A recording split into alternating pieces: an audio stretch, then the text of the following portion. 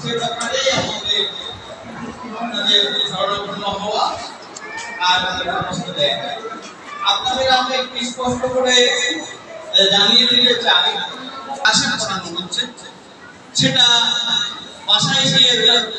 Follow করছে কিনা বা বাড়ির কাজ চেক করছে কিনা টিচার বাড়ির কাজ দিচ্ছে কিনা সেগুলো আপনারা মোবাইল নাম্বারটা ওই যে ইমেলের মধ্যে ছেড়ে দিন সেখানে গিয়ে আমরা দেখব সেই শিক্ষার্থী ক্লাস 7 এ যাবে যে উত্তীর্ণ হয়েছে কৃতকার্য হয়েছে অগ্রগতির কোনো শিক্ষার্থীকে আমরা উপরের ক্লাসে পাবো আপনারা হয়তো শুনে থাকবেন জেনে থাকবেন যে ফেল কৃতকার্য এই বিষয়টা স্টুডেন্টের সাথে ছিল কিন্তু সরকারি ব্যবস্থা কোনো মানে ওইসব কিছু নেবে অন্যকে হত্যা করেছে। এখন আমার কথা হচ্ছে যে ধরেন আপনি করাচ্ছেন আমি করাচ্ছি আমি এই গ্রামীণ সে বস্তু শিক্ষা কতটা নিতে পারি থার্ড পার্টি দেখা তো সে কি প্রসঙ্গ হয়তো বা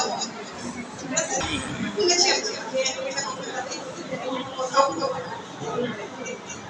আরেকটা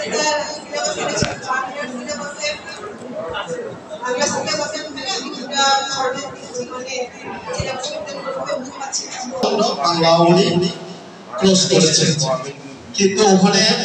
দেখা যাচ্ছে এই স্যার যিনি ওই খাতাটা দেখেছেন হয়তো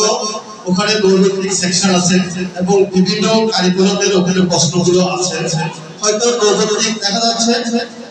এই একদিন তো এক্ষেত্রে স্যার হয়তো কোনটাই গাইড করেছেন তো সেই দৃষ্টিকোণ থেকে আবার অনেক বাচ্চারা এই নাম্বার থেকে বঞ্চিত হচ্ছে সেই জিনিসটা একটু আমার পক্ষ থেকে এটা শূন্য ধরে থাকার জন্য আমি বিনীতভাবে আহ্বান করছি আর আজকে দেখলাম এই ওখানে এক নাম্বারের জন্য 2 নাম্বারের জন্য ফেল করছে আবার 100 পাস করেছে 100 পাস করেছে 100 নাম্বারের ভিতরে 100 পেয়েছে কিন্তু আমার প্রশ্ন ওখানে দাঁড়িয়ে কোনো ভুল হয় নাই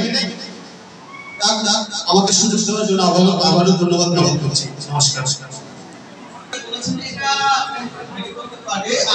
খুব ছোট ব্যাপার এটা হয়তো এক নম্বরের তবে টিচার তো সবাইকে সক্ষম হয়েছে যখন উত্তরপত্র দেখিয়েছে কিন্তু আপনার কাছে এটা হয়তো মনে হচ্ছে যে এটা সঠিক কিন্তু শিক্ষক যথেষ্ট সচেতন মানে ওইটা যে কেন সঠিক নয় বুঝিয়ে দেয় খাতা দেখাতে